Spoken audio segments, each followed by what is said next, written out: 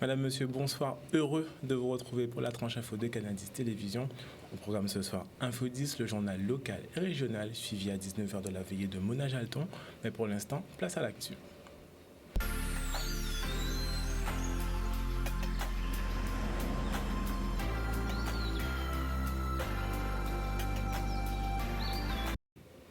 Nous sommes le jeudi 13 janvier 2022. Revenons sans plus tarder sur le point Covid d'hier. Avec plus de 60 000 tests et 13 200 contaminations la semaine dernière, la Guadeloupe atteint des taux sans précédent. Une augmentation qui semble croissante avec déjà 6 200 nouveaux cas entre lundi et mardi. Olivier Félix était présent sur place.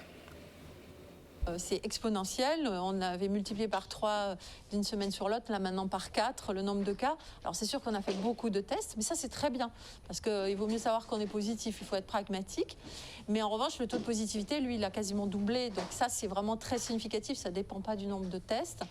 Donc oui, on est en plein cœur d'une explosion de cas de Omicron sur notre territoire. Concrètement, oui, je crois que maintenant, malheureusement, on a l'habitude, il faut toujours qu'on anticipe les choses. Donc avec cette 5e vague, il faut qu'on fasse comme avec les vagues précédentes. On met en place des mesures, on regarde leur application, les conséquences, on espère positives sur l'évolution de l'épidémie. Et puis on est toujours obligé d'anticiper les choses. Quand ça continue à monter, on anticipe des mesures supplémentaires. Et quand ça commencera à descendre, ce qu'on espère, on anticipe des mesures de relâchement. Vous dites que c'est bien que nous fassions des tests, mais on se dirige vers peut-être une pénurie de tests, d'autotests. On a fait 60 000 tests cette semaine. C'est énorme, on ne pensait jamais qu'on arriverait à un nombre de tests aussi important. Donc non, pour le moment en tout cas, on essaie de faire en sorte qu'il n'y ait pas ce genre de problème-là. Donc il faut continuer à se faire tester. Oui, je suis inquiet parce qu'on n'a jamais connu une telle envolée du nombre de cas positifs. Multiplication par 4, alors ça ne veut pas dire grand-chose, mais quand on imagine que le nombre de cas cumulés de la semaine précédente, c'est 13 000 personnes positives. Et donc c'est énorme en termes de chiffres, c'est plus de 3 500 de taux d'incidence, avec un taux de positivité qui est au-dessus, qui était à 21%. Donc ça c'est inquiétant parce que ça veut dire qu'on a une masse très forte de gens qui sont contaminés, qui sont positifs, et donc on a aussi énormément de gens qui sont cas contact, et donc on a énormément de gens qui doivent faire attention. Si on respecte les règles, avec le variant Omicron, dont on voit qu'il a un comportement qui est différent de ce qu'on a connu jusque-là, peut-être qu'on peut passer cette vague et peut-être qu'on peut la faire diminuer sans avoir à aller jusqu'au bout des mesures que l'état d'urgence sanitaire nous permet de prendre, qui sont celles du confinement. La question se pose, est-ce que les autotests sont si fiables ? Vous avez raison de dire qu'ils sont moins sensibles, on va dire, que les autres tests. En plus, ça dépend si on le fait bien ou pas, donc ça c'est important. C'est vrai, mais d'un autre côté, malgré tout, si on fait des tests à J0, J2, J5, en général, quand même, on finit par avoir un résultat assez fiable parce que c'est 3 fois, quoi. Donc, si vous voulez, ça remonte le taux de fiabilité. À la différence de la métropole, les tests sont gratuits ici en Guadeloupe et puis l'éducation nationale, vous le savez, met à disposition des autotests qui peuvent être utilisés aussi pour les enfants.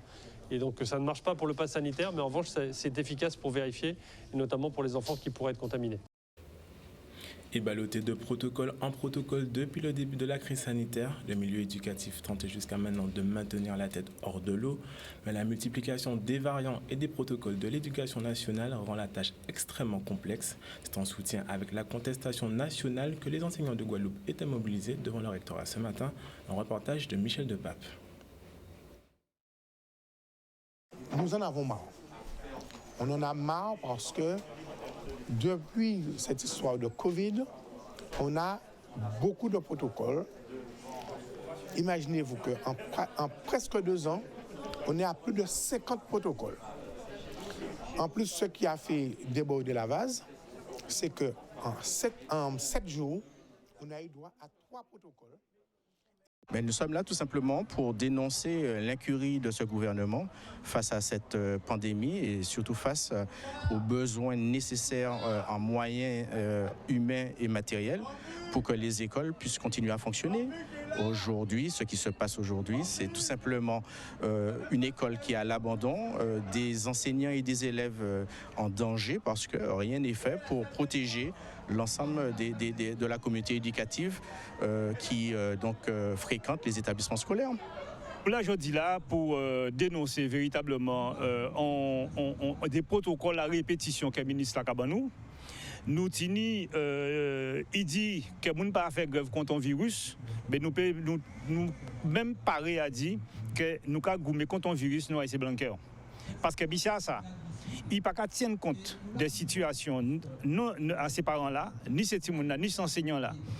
Chaque jour, nous tenions un protocole. Nous passons au là, nous caillons. Donc, ce qui fait que ça a fatigué et les enseignants, et ces petits-là, et les parents d'élèves. Donc, nous décidons que nous avons dit, c'est stop. C'est parce qu'on a fermé des moyens dans la fonction publique qu'aujourd'hui, nous sommes incapables de pouvoir donc faire face à ce qui se passe, c'est-à-dire dédoubler les classes pour permettre la distanciation physique, avoir de l'eau dans nos établissements pour permettre les gestes barrières, faire de telle façon qu'on ait plus d'enseignants pour assurer donc, les remplacements, assumer effectivement les décharges de direction correctement pour que lorsqu'on est en situation de crise, ils n'abandonnent pas justement la partie pédagogie au détriment donc d'un aspect purement administratif à appeler de façon indéfinie les parents d'élèves parce que les cas Covid sont en train de se démultiplier. Aujourd'hui, oui, nous assistons tout simplement à l'abandon de l'école et c'est cette raison principale pour laquelle nous sommes donc mobilisés aujourd'hui. C'est tout ce qui est mis en place actuellement par ce gouvernement ne permet pas à l'école de fonctionner, mais surtout ne permet pas aux élèves de réussir. Demain, par contre, nous tenions notre mouvement, son gros mouvement que les chefs d'établissement et les adjoints gestionnaires ont mené pour dire non à le transfert des adjoints gestionnaires vers les collectivités territoriales. Nous allons recevoir l'ordre nous directement du ministère et nous avons un cadre bien précis pour nous mener les projets d'établissement. Donc, si d'aventure, Outini, en autorité fonctionnelle différente, ça risque de créer un dysfonctionnement en termes de pilotage à l'établissement là. Et c'est pour raison là ça que demain, avec les chefs d'établissement, nous avons fait une journée de mobilisation administration morte dans tous les établissements. Ça veut dire que nous ne pouvons pas répondre à pas aux sollicitations à hiérarchie, nous c'est-à-dire à rectorat. Donc c'est ça que nous avons fait demain. Et alors qu'on parle d'une mobilisation historique dans l'Hexagone, avec plus de 77 000 enseignants et personnels éducatifs mobilisés, le rectorat de Guadeloupe annonce une faible participation. En effet, dans un communiqué, ils évoquent 16,8% d'absentéisme dans le premier degré, 9,12% pour le second et une moyenne générale pondérée de 14,2%. Et dans le même temps, les organisations en lutte se sont réunies au gymnase de Bois-Ripaud. Au centre des débats entre les différents représentants syndicaux, le conflit en cours depuis la mise en place de l'obligation vaccinale et l'atteinte aux droits et libertés des travailleurs. On écoute Maïté Hubert ou Mtoumo au micro de Michel Depape. Aujourd'hui, nous sommes dans le gymnase à Bois-Ripaud. L'objectif là, c'était d'assembler l'ensemble des délégués dans tous les secteurs d'activité, mais aussi dans toutes les organisations syndicales de Guadeloupe pour nous regarder qui gens est-ce que face à la violence quotidienne là, que les travailleurs qui en grève qu'a subi, mais aussi le peuple là qui mobilisé qu'a subi face à la violence là ça, qui j'en nous a organisé en réponse globale et politique, d'avoir que nous bien comprendre que ça qui a fait de jour là, a pas un problème à vaccination encore. A pas un problème à piquer qu'on apprend qu'on pas apprend. Non, c'est une véritable attaque contre droit à travailler, une véritable attaque contre liberté fondamentale à travailler et à peuple là. Puisque nous bien vrai ça qui passait l'autre jour en dans CHU là, aussi là ils ont décidé d'écraser un piquet de grève et aussi là ils ont décidé que ils ont barrer entrer à CHU là et que pour monde qui a manifesté pas ni doit entrer. Nous bien vrai qui gens est-ce qu'ils ont attaqué aussi un avocat en nous. Ça veut dire là la réalité c'est que ils ont empêché au parler, ils ont empêché au dire qu'ils sont pas d'accord, ils ont empêché au faire grève puisque ont écrasé un piquet de grève, ils ont empêché au manifester en la rue là puisque nous a subi la répression tous les jours. Donc ça veut dire qu'ils sont en train de transformer la société en nous. Et faire en sorte que le peuple là, ça, il pas ni droit dire qu'il n'est pas d'accord. Il pas ni droit manifester. Il faut qu'il obéisse au droit et à l'œil à un système qui est établi, à une véritable dictature. C'est ça non, c'est une dictature. Et ça, faut nous organiser. Il faut nous organiser nous au niveau à syndicat, mais aussi au niveau à peuple là, pour faire comprendre que de toutes les manières, nous pouvons accepter ça. Nous sommes un peuple qui toujours lutter, nous pouvons continuer à lutter ensemble pour dire que ça, ce qu'on prévoit pour nous, nous pouvons accepter. Et depuis le 1er janvier 2022, la Guadeloupe a sa direction territoriale de la police nationale. Après Mayotte, la Guyane, la Nouvelle-Calédonie en 2021, c'est en Martinique, à La Réunion et chez nous que la mesure est étendue. Une réforme ambitieuse qui veut renforcer la police nationale en Outre-mer, améliorer la gouvernance territoriale et valoriser l'action de la police. On écoute Laurent Chavannes, le commissaire divisionnaire de cette organisation. Plusieurs objectifs. Une grande ambition, c'est d'unifier l'ensemble des directions de la police nationale au service de la population pour plus d'efficacité à travers un commandement unique, une communication unifiée également et donc une visibilité qui soit nettement améliorée. Pour la population, une réforme de cette forme peut paraître difficile à toucher du doigt, mais effectivement, en mutualisant les effectifs, en ayant une unité de commandement, on a forcément une visibilité, une efficacité qui sera bénéfique pour le citoyen. La réforme se fait à moyens financiers et moyens humains constants, mais il est vrai qu'avec la mutualisation, on va forcément avoir un gain en termes de présence sur la voie publique, en termes de mutualisation.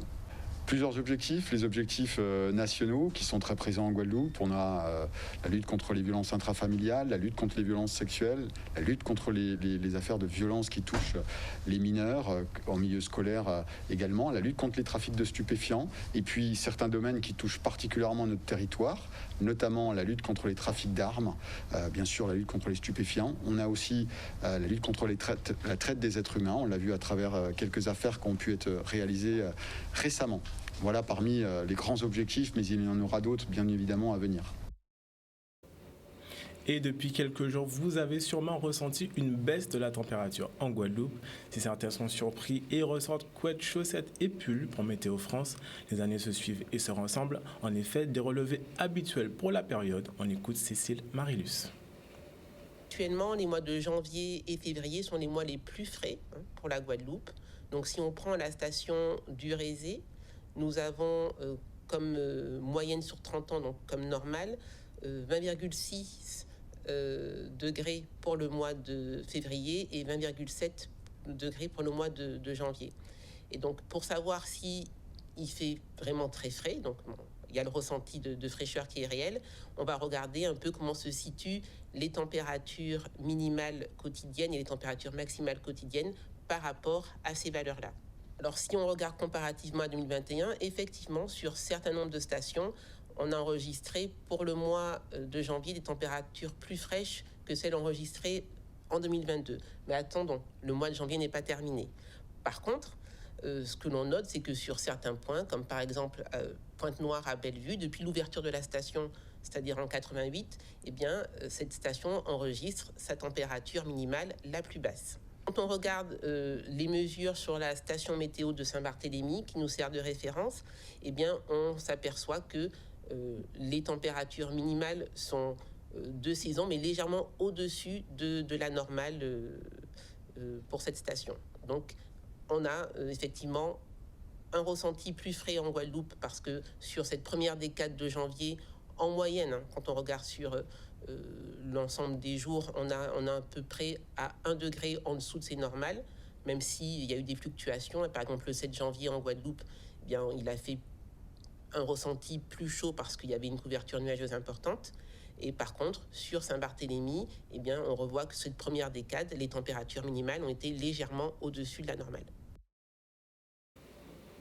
Et ce matin, Harry Chalus et Jean-Louis Francisque étaient sur le terrain. Au programme, visite de l'usine de Bello-Cadeau, puis de 3 réservoirs à Capesterre-Bello. Plus tard dans la journée, ils se sont rendus à la station de pompage de l'Espérance à Morne-à-l'Eau. D'un débit initial de 800 mètres cubes, elle passera à 1500. On écoute le président de région et le président du nouveau syndicat de gestion de l'eau au micro, Charlie Dagonia. Nous avons fait Capesterre, 3 sites où nous avons effectivement constaté les gros travaux, des cuves, des travaux de canalisation, des réparations de fuites qui va d'ici la fin du mois de février soulager définitivement les Capestériens et une bonne partie des Guadeloupéens. Actuellement, nous sommes à l'Espérance, où la région a entamé de très gros travaux avec l'Office français de la biodiversité, notamment sur les 4 pompes qui alimentent des hauteurs et qui vont distribuer sur le Gosier, Sainte-Anne, Saint-François, la Désirade. Et en fonction de ce que nous avons vu aujourd'hui, parce qu'il y avait un débit de 800 mètres cubes, je crois qu'actuellement, avec ces réparations, nous allons monter à 1150 mètres cubes. Donc ça va encore soulager ces familles de ces communes. Donc ça a été notre engagement depuis un certain temps pouvoir nous investir pour la Guadeloupe?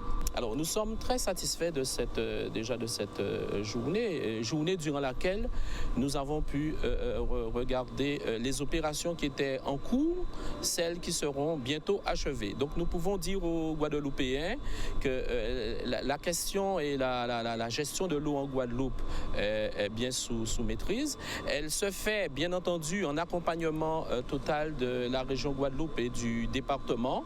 Et c'est vrai que le SMGEAG aujourd'hui prend en charge cette exploitation de l'ensemble de ces usines. Et nous avons vu que sur toutes ces opérations, nous allons pouvoir améliorer la capacité de production d'une part, mais nous allons aussi sécuriser ces différents espaces. Donc c'était les deux points essentiels, la sécurisation et aussi l'augmentation de la capacité de production. La ville de Cap-Esther-Belle-Eau est très satisfaite de voir que les choses avancent, de voir donc ces 3 réservoirs qui sont en cours de finalisation, voir que nous sommes à moins de mois de leur mise en fonctionnement. Ce sont près de 15 km aussi de canalisation qui ont été rénovés, changés sur le territoire de Cap-Esther.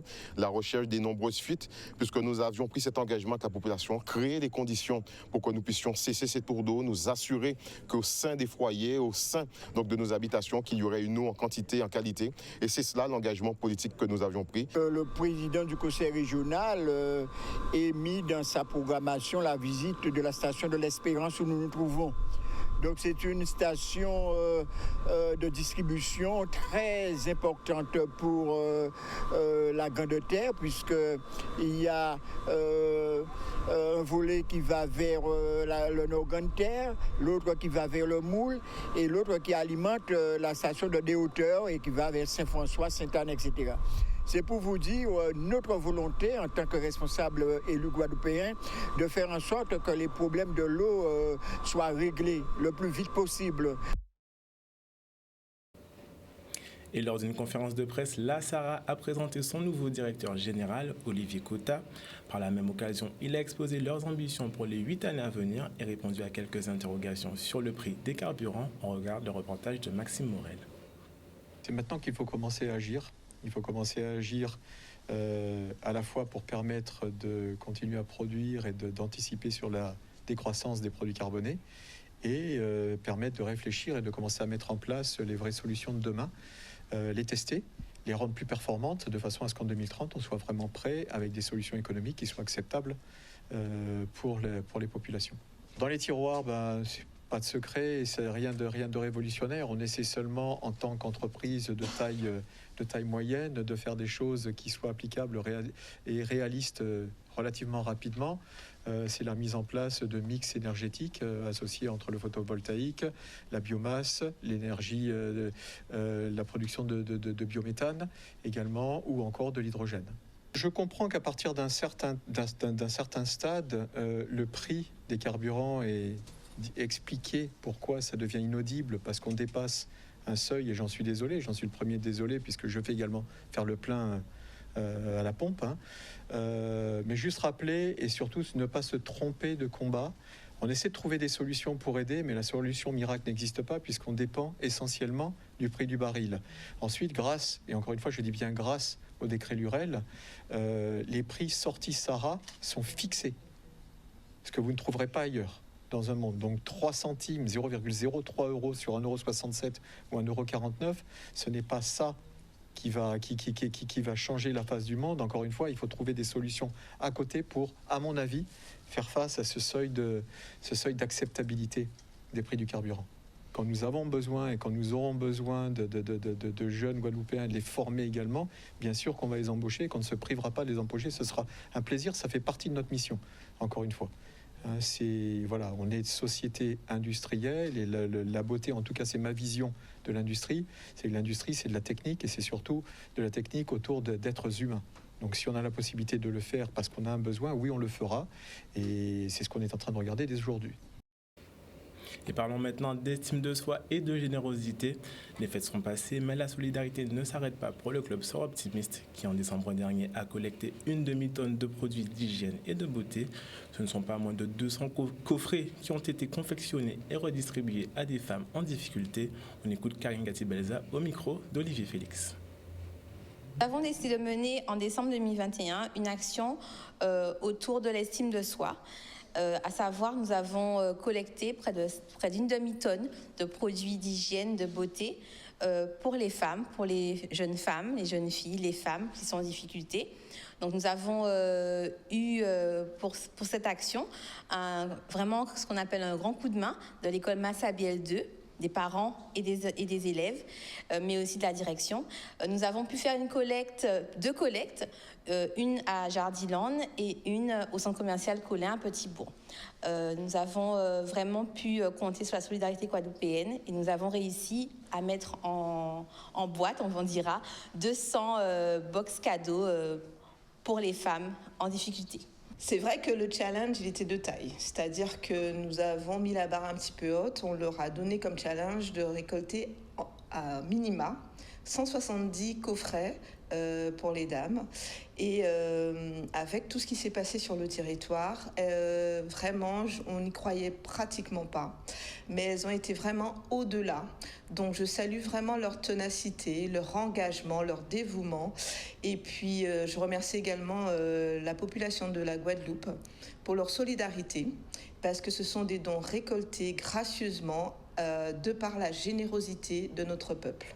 Il n'y a pas de coïncidence dans la vie, donc je suis une jeune femme engagée en politique, du point de vue associatif également, et surtout, tout le monde le sait, je suis une grande féministe, donc il n'y a pas de coïncidence, c'est simplement une continuité, faire des actions, prouver son engagement, mais également ses valeurs, et les clubs Suroptimistes englobent toutes ces belles valeurs, toutes ces belles actions qui constituent, je pense,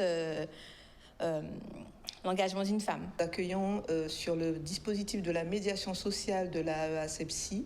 Je crois que la situation se complique pour beaucoup de nos familles. Le nombre de personnes bénéficiaires du RSA est en nette augmentation sur notre dispositif et les personnes qui étaient en forte précarité se placent aujourd'hui, malheureusement, dans un dispositif de pauvreté. Donc je crois qu'aujourd'hui, la solidarité du territoire, des uns envers les autres, va devoir grandement jouer parce que c'est très compliqué financièrement pour beaucoup de nos familles sur le territoire de Cap Excellence. Et avant de se quitter, faisons un petit rappel sur les chiffres annoncés lors du point Covid d'hier. La semaine dernière, 60 000 tests ont été réalisés pour 13 215 cas. On dénombre 2 décès et 8 patients en réanimation. Le variant Omicron est majoritaire à 96%. Il y a 21 clusters à l'étude actuellement en Guadeloupe. Le taux de positivité est à 21%. On décompte déjà plus de 6 000 cas entre lundi et mardi. Et voilà un petit peu pour ces chiffres Covid-19 d'hier. Et c'est sur ces chiffres que l'on se quitte qu'on arrive au terme de cette édition du 13 janvier 2022. Prenez soin de vous et je vous dis à demain pour une nouvelle tranche info.